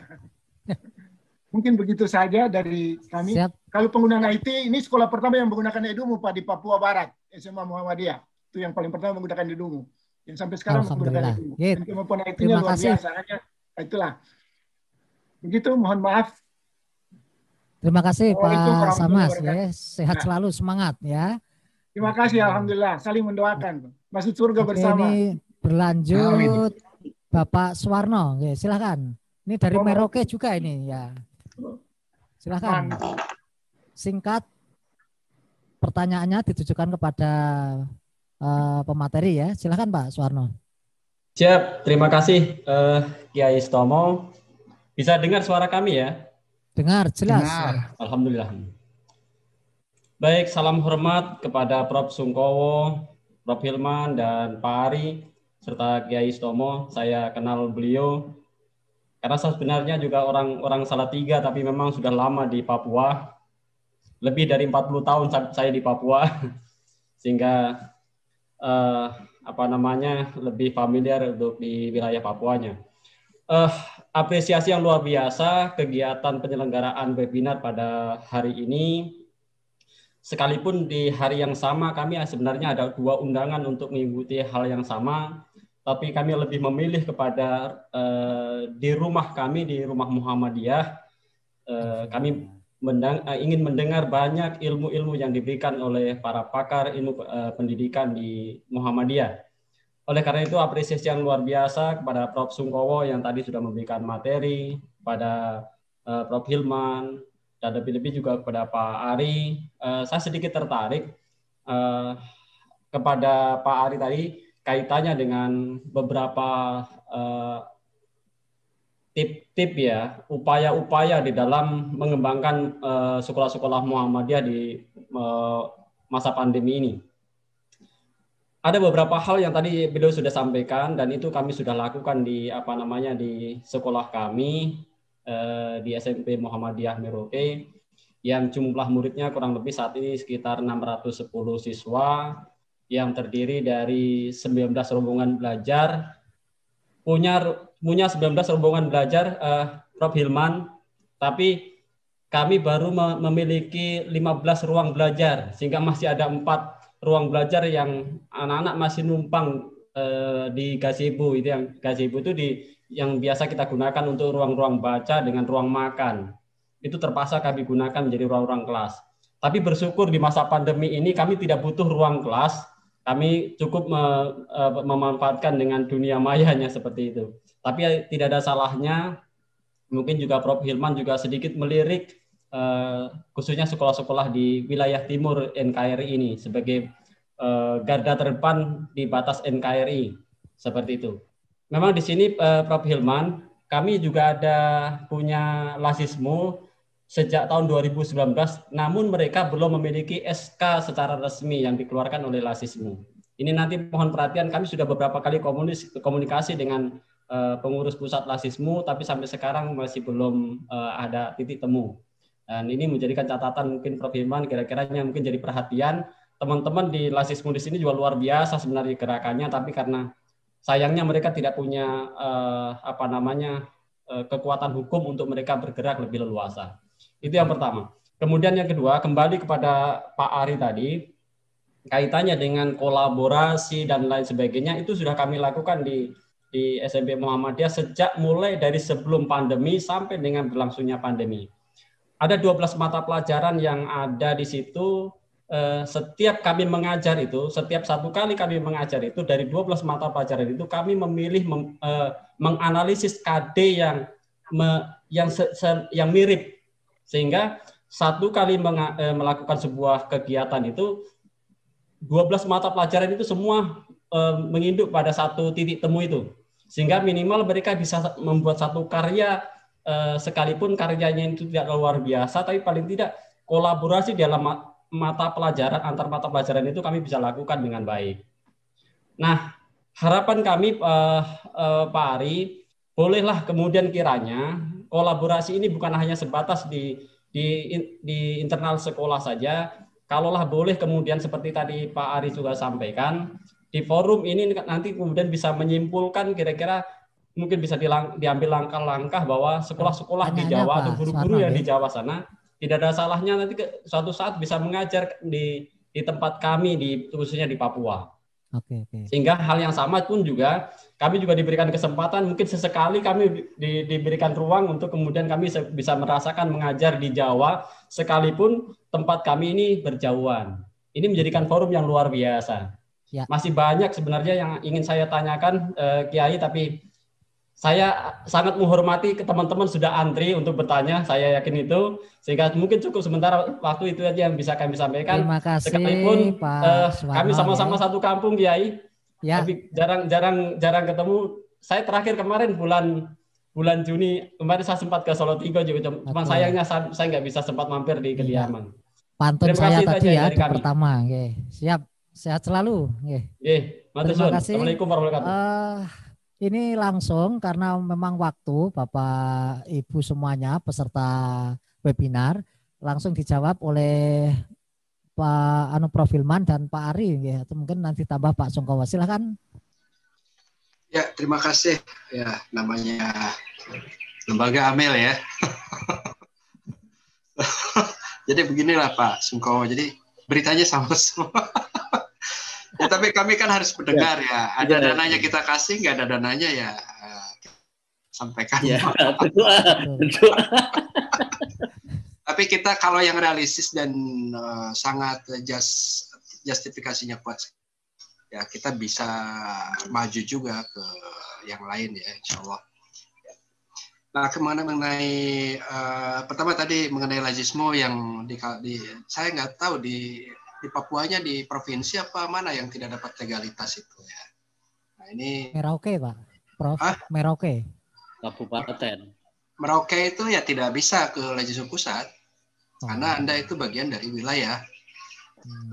Jadi kalau Anda datang ke pusat kirim surat ini itu secara prosedurnya ya ngirim suratnya nggak apa-apa gitu ya. Secara kelembagaannya kami tidak berhak apapun terhadap posisi Anda karena apa? Karena sudah ada Lazismu provinsi. Nah, jadi karena memang agak unik Pak karena Lazismu itu di bawah undang-undang ya. Undang-undang zakat peraturannya jelimet Bang itu. Jadi Anda minta izinnya bukan ke Lazismu pusat, tetapi ke Lazismu wilayah. Kalau Lazismu wilayah belum mendapatkan SK terbaru, pertanyaannya kenapa? Yang lain dapat, Anda nggak dapat, gitu kan? Provinsi yang lain 30 provinsi Anda nggak dapat tuh kenapa? Berarti ada sesuatu yang kurang. Dan kami itu agak tegas Pak di situ. Jadi tidak satu lembar surat tuh kami putuskan meskipun niatnya baik. Saya takut ya, kalau Anda tidak siap secara administrasi, ya Anda tidak lolos juga dengan administrasi di pemerintah. Saya ada di provinsi tertentu nggak usah saya sebutkan. Lazismu dilaporkan Bareskrim Pak. Bareskrim Pak dan dipanggil ke Polda. Kenapa? Nggak ada izin ke Basdasan Kemenag setempat. Kenapa nggak ada izin? Persyaratannya nggak terpenuhi. Nah, sebetulnya persyaratan untuk Lazismu itu, kalau Lazismu ngasih izin, pasti Anda nggak usah nambah apa-apa. Tinggal datang ke kementerian, Kemenag ataupun bahasa setempat pasti dapat. Nah, jadi tolong dipenuhi dulu ya, yang kurang-kurang itu. Persyaratannya saya kira nggak susah. Nah, yang kedua untuk bantuan-bantuan ya Papua bagian dari 3T kami insya Allah ya. Insya Allah bagian dari program 3T dan pimpinan pusat Muhammadiyah itu ada pemerataan kawasan. Insya Allah Pak. Sebetulnya di Papua kami udah banyak lah. Cuma memang nggak sampai ke Merauke kelihatannya nih Pak. Ini Papua Barat tuh kelihatannya yang beberapa kali programnya jalan karena ada kampus besar juga di situ yang bisa jadi mitra. Monggo Pak, nanti kita diskusikan di luar ini. Terima kasih Prof. Hilman. Saya yakin teman-teman ya terus bersinergi, terutama dengan Lazismu ini kita terus bersama-sama dalam mengawal pendidikan dan umat. Ya. Pak Ari mungkin ada tambahan Pak Ari? Baik, tadi menanggapi dari Bapak Muhammad Sanmas ya, luar biasa ini di paling timur Indonesia ya. Ya, sepanjang saya mengamati sekolah-sekolah Muhammadiyah, banyak masalah ya terkait dengan tata letak dan posisi. Biasanya sekolah Muhammadiyah itu ada di lorong-lorong, pojok, sudut. Nah, itulah sekolah Muhammadiyah. Masuk gang paling pojok, nah itulah sekolah Muhammadiyah. Kenapa? Karena tanah wakafnya adanya di situ. Nah, ke depan harus ditata. Ini harus ditata oleh pimpinan wilayah, cabang atau ranting bahwa kalau oke lah bangun sekolah, tetapi tolong diperhatikan strategisnya. Ya, titik strategis, jangan asal tanah ada hibah langsung bikin sekolah. Ya, akhirnya apa? Akhirnya berdampak pada sekarang. Jadi sekarang kita menyelesaikan masalah terhadap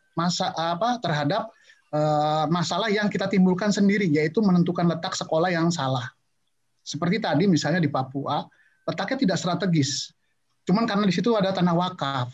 Akhirnya apa? Kita menyelesaikan masalah terhadap masalah yang kita buat sendiri.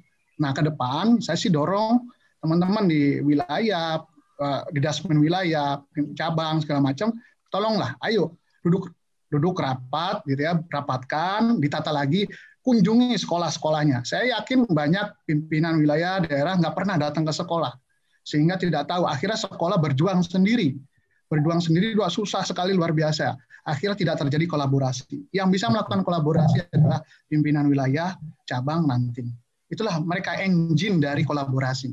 Ya, tadi itu terkait dengan itu. Menurut saya, ya. Udah riset ulang, kalau emang bisa jual lokasinya, pindah ke lokasi yang strategis. Uangnya dari mana? Ya, rembukanlah dengan wilayah kan gitu. Ya. Kemudian saya sangat menyambut luar biasa dan apresiasi dengan pengalaman Pak Suwarno ya, bagaimana mengkolaborasikan guru dalam satu sekolah. Itu baru satu sekolah. Kenapa? Coba kalau itu dikolaborasikan satu kota, satu kecamatan, itu dahsyatnya luar biasa. Kita akan ada efisiensi pembuatan misalnya modul. Nggak berkali-kali setiap guru bikin modul yang sama, enggak. Tapi modul yang terbaik yang dipakai dalam kota itu. Dan itu bisa di-share. Ya, tinggal nanti di pengayaan, gurunya pendampingan segala macam sehingga lebih efisien. Ya. Terus juga ada juga yang Pak, ada sekolah nggak mau bayar SPP orang tua segala macam. Nah, berarti di sini diajak komunikasi. Apa layanan yang bisa diberikan oleh Muhammadiyah kepada anak itu sehingga orang tua mau bayar, mau trade off, mau nuker duit dengan layanan Muhammadiyah. Bikin promosinya, belajar dari teman-teman yang ada di Jawa. Ada yang bikin layanan prima, Pak Ari. Ya, seperti apa yang bisa di trade off? Apa buku, apa modul, atau beri keyakinan pada orang tua bahwa kalau sekolah di Muhammadiyah, anak akan bisa baca Quran, anak bisa sholat, anak bisa ini, bisa itu. Nah, itu yang dijual. Artinya sehingga ada trade off yang bisa dibayarkan. Memang kita engine-nya memang pembiayaan. Dan satu lagi terakhir bahwa orang Indonesia itu orang yang ulas asih. Setiap ada bencana pasti ada sumbangan yang meluncur. Pasti ada. Nah, kalau itu bisa ya, Lazismu itu bisa ekosistem filantropi tadi, itu akan pasti banyak orang-orang yang beramal jariah, apalagi dalam agama kita tuh beramal. Ya, itu amalnya diarahkan kepada pembangunan sekolah A, misalnya sekolah B, sekolah C. Bisa nggak seperti itu? Gitu ya, itu akan lebih cepat. Itu saya yakin kalau PWM-nya jalan, ya wilayahnya jalan, itu pasti maju kok. Banyak cerita-cerita indah dan cerita-cerita sukses ketika pemimpin wilayahnya, rantingnya, cabangnya itu bergerak. Ini masalahnya engine-nya di situ, gitu ya, engine-nya di situ. Mungkin itu yang bisa saya jawab. Terima kasih kalau nggak bisa. Pak Ari. Ini kita lanjutkan sesi terakhir karena di chat itu ada banyak pertanyaan. Nanti kalau tidak kita ambil ya tidak adil ini karena tadi sudah live. Sekarang kita cari ya yang ada di ini Mas Tomo, chat. Ini masih ada Mas Tomo. Yep. Ya ada satu yang perlu menanggapi Mas Warno tadi. Oke, siap monggo Bapak. Ini kan tantangan bagi FGM, Mas. Ditantang oleh Mas Warno. Coba membuat program pertukaran guru atau pertukaran kepala sekolah. Maksudnya kan itu sebenarnya. Nah, kalau itu nanti Bapak. FGM bisa, ya alhamdulillah ini bisa tantangan dari Mas Warno tadi, insya Allah bisa terlaksana. Nah, kemudian saya juga merekomendasikan bagi Pak Profesor Hilman ini, Sorong itu memang perlu untuk mobilitas teman-teman mungkin bisa dibantu, barangkali tidak harus utuh, tapi ini barangkali untuk pembinaan ke sana kemari dari ini karena beliau dari Ustadz Muhammad Samas ini adalah dari wilayah. Saya kira itu perlu jika ini ada kemungkinannya gitu. Jadi saya pikir itu perlu karena ini adalah untuk pembinaan karena beliau itu adalah dari wilayah. Terima kasih. Terima kasih Bapak. Penegasannya lagi, insya Allah nanti kita terus berkomunikasi, berkolaborasi, ya mewujudkan itu sebenarnya tidak hanya Ustadz Suwarno saja Bapak, tapi itu harapan hampir kita teman-teman guru adanya ya silaturahim, studi banding, student exchange itu bisa kita nanti galakkan ya. Yang di chat ini bisa kita Ustadz Yasman Mansur ya, sekedar usul, adakah pos dana lazis untuk subsidi guru terdampak COVID atau untuk kesejahteraan guru karyawan? Nah, ini yang pertama. Kemudian Assalamualaikum Bu Andriani Indri, ini dari mana ini? Jasman ini dari Cilacap Jawa Tengah ya, Cilacap Jawa Tengah. Perkenalkan saya Indri dari SMK Bandar Mataram. Kami adalah sekolah rintisan yang masih banyak perlu belajar dan pembenahan dalam berbagai hal. Mohon izin bertanya bagaimana caranya untuk mendapatkan bantuan dari Lazismu untuk bantuan kesejahteraan guru dan beasiswa karena hampir 99% siswa kami adalah siswa miskin sehingga untuk pembayaran sekolah hampir tak terpenuhi. Bahkan banyak ijazah menumpuk di sekolah karena hanya diambil fotokopiannya saja untuk cari kerja, sehingga ini mempengaruhi pembayaran honor guru kami yang sebulannya rata-rata 200 sampai 300 ribu saja. Itu pun harus tertunda beberapa bulan baru terbatalkan. Ya Allah, semangat. Mohon ini bisa dijawab, Bapak. Ya, untuk yang seperti itu malah kita tunggu ya preferensi laporan-laporan yang begitu gitu ya. Justru itu yang bisa kita prioritaskan Bapak Ibu sekalian. Tadi ada program seperti sampaikan Pak Sungkowo, kita senang sekali kalau bisa ikut terlibat gitu ya. Ada exchange untuk kepala sekolah, saling berpengalaman, meningkat kapasitas. Yang kedua untuk kasus-kasus seperti tadi ya, ada